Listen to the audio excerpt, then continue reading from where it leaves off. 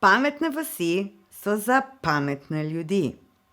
Podeželje je privlačno in tako naj tudi ostane.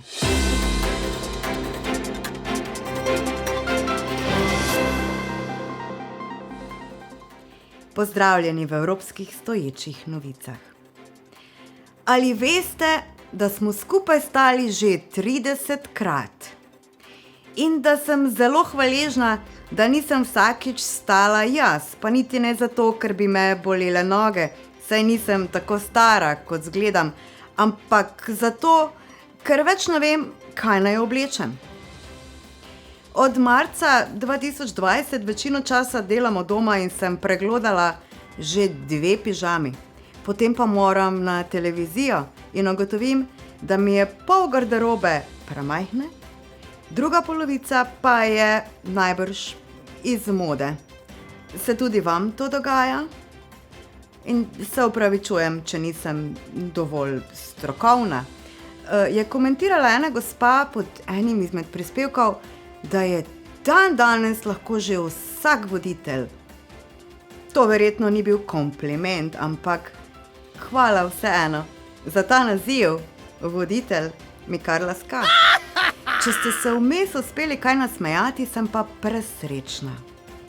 Ker vas tako ali tako z vseh strani bombardirajo s samimi zaskrbljujočimi novicami. Zakaj bi vas še jaz? Ni mi preveč zameriti, ker sem s kmetov. Mi smo taki ljudje, direktni in radi se imamo lepo. In veseli smo, ko se med seboj razumemo in se ne rabimo kregati za to, kje je včeraj stal mejnik in zakaj ga danes ni več tam. Radi tudi dobro jemo, radi smo v naravi, jesen je pa sploh en tak čas, ko je polno prijetnih trenutkov. Od trgatve do prešanja in peke kostanja. Kmalu pridajo pa še koline. Sem si privoščila malo daljši uvod v to, kar bi vam rada povedala. Ker pač lahko. Živeti na podeželju je privilegij, je pa res, da je ta privilegij tudi neprijetno začinjen vsake toliko. Marsikak del Slovenije in Evrope je še vedno odrezan od sveta. Slabe so cestne povezave, javnega prometa marsikje sploh ni, če pa že je pa na vsake kvatre en avtobus. Internet kaplja po kapljicah, včasih po kapljicah kaplja celo pitna voda. In brez vsega tega se danes pač ne da več normalno živeti. Ali pa se vsaj ni mogoče normalno vključevati v preostali svet. In v 21. stoletju res ni treba, da je tako. Tega se zavedajo tako Evropska komisija, kot tudi druge inštitucije na evropski in državni ravni. Na lokalni ravni pa tako ali tako že ves čas postorijo vse, kar le lahko. Še dobro, da imamo toliko občin, če ne bi bilo najverjetneje še slabše in bi bil kak del Slovenije popolnoma pozabljen od države in sveta. In še dobro, da imamo v Sloveniji vizionarje.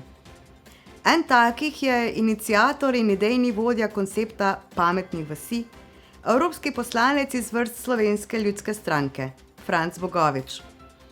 Nagrado Reichenburg je v sodelovanju z Ministrstvom za kmetijstvo, gozdarstvo in prehrano Republike Slovenije in pisarno Evropskega parlamenta v Sloveniji gostil mednarodno konferenco Pametne vasi za zeleno, digitalno in odporno Evropo.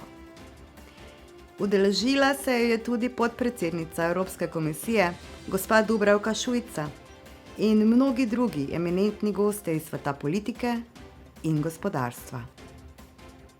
Strinjali so se, da je treba na razvoj podeželja gledati in ukrepati celostno, ne le z vidika kmetijstva, temveč tudi infrastrukture, energetike, sociale in dolgotrajne oskrbe, mobilnosti, povezljivosti, digitalizacije in zdravja ter zdravstvene e-oskrbe in turizma. Predstavniki iz gospodarstva so predstavili mnoga orodja in dobre prakse, ki so že razvite ali pa se ravnokar razvijajo. Vse imamo, sedaj potrebujemo samo še premik od besed k dejanjem. Da to toplo vodo, ki smo jo že izumili, tudi uporabimo. In dokler je zraven Franci, verjamem, da nam bo uspelo. Pametne vasi potrebujejo pametne ljudi. Bodimo takšni, no, pa tudi dobre volje, ker slabe je že tako ali tako povsod preveč. Lepo se imejte in pazite nase.